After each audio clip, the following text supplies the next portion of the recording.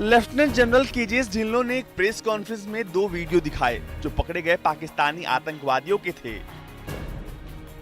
एक आतंकवादी को चाय पिलाकर उससे पूछा गया चाय कैसी लगी। उसने जवाब दिया बहुत अच्छी लगी। और चाय कैसी लगी?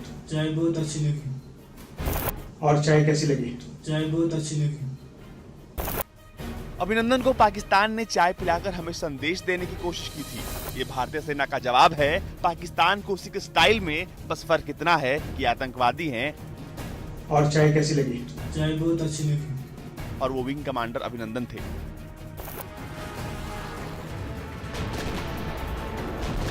बालाकोट में एयर स्ट्राइक के बाद जब पाकिस्तान ने भारत के हवाई क्षेत्र में घुसने का दुस्साहस किया तो विंग कमांडर अभिनंदन ने पाकिस्तानी F-16 को मार गिराया। इस बीच उनका लड़ाकू विमान MiG-21 दुर्घटनाग्रस्त हो गया और अभिनंदन पाकिस्तानी सीमा में पहुंच गए थे।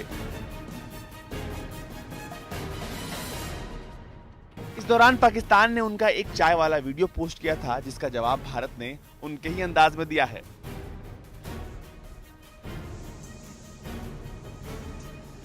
और चाय कैसी लगी? चाय बहुत अच्छी लगी।